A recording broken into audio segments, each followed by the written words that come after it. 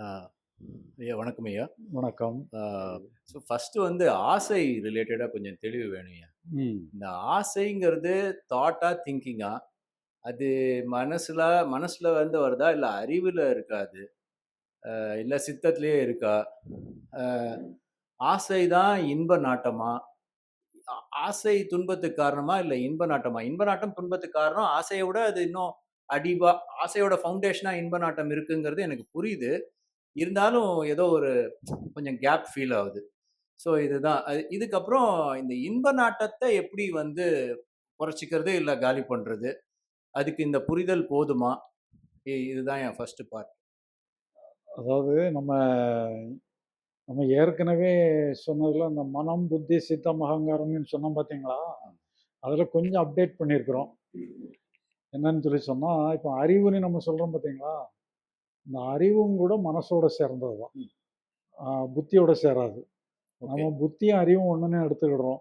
அந்த மாரி எடுக்காதபடி, மனசு, அறிவு 2மே ஒண்ணு தான். அந்த ஆராய்ச்சி பண்ணக்கூடிய ஒரு பொசிஷனோட மனசு செயல்படும் பொழுது, அது அறிவோட செயல்படுதுன்ட்டு அர்த்தம். ஓகே. ஆனா, புத்தி தான் முடிவெடுக்கணும்.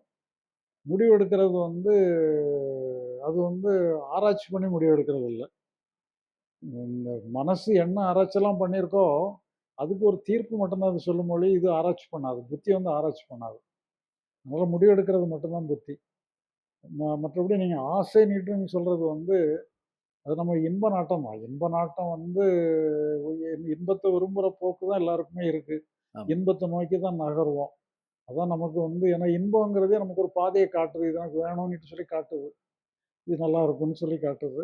அப்போ நம்ம வந்து அறிவ பயன்படுத்தி, நம்ம இதெல்லாம் இது சரியான ஆசை, தப்பான ஆசைங்கிற மாரிலாம் சொல்லி நம்ம வழிநடத்துற ஒரு தன்மை வந்து அந்த அறிவு சேருது. அத பத்தி புத்தி முடிவெடுக்குது. இந்த ஆராய்ச்சி பண்றது எல்லாமே மனசு, அறிவு எல்லாம் சேர்ந்து தான் பண்ணுது. ஆனா இதுல நம்ம முக்கியமா புரிஞ்சுக்க வேண்டியது என்னன்னு சொன்னா, அ மன அனுபவங்கள் மேல ஆசை வைக்கிறது தான் தப்பு. நீங்க பொருட்கள் மேல ஆசை வைக்கலாம். ம். ஒரு சொத்து சுகங்கள் மேல ஆசை வைக்கலாம். ம். மனைவி மக்கள் மேல ஆசை வைக்கலாம். அந்த ஆசையெல்லாம் ஒண்ணும் அதெல்லாம் தவிர்க்கணும்னு அவசியம் இல்ல. ம். ம். அத நீங்க வச்சுக்கலாம். வச்சா தான் செயலுக்கே வாய்ப்பு இருக்கு. கரெக்ட். அதனால ஆசைங்கிறது எத மீன் பண்ணுதுன்னு சொன்னா, மன அனுபவங்கள தான் மீன் பண்ணுது.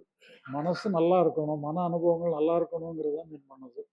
அதனால மன அனுபவங்கள்ங்கிறதெல்லாம் ஒரு ரியாக்ஷன் தான். ரியாக்ஷன் மேல நம்ம ஆசை வைக்கணும்னுட்டுலாம் ஒண்ணும் அவசியம் இல்ல. ரியாக்ஷன் எப்படி இருந்தாலும் ஓகேன்ட்டு போயிற வேண்டியது தான்.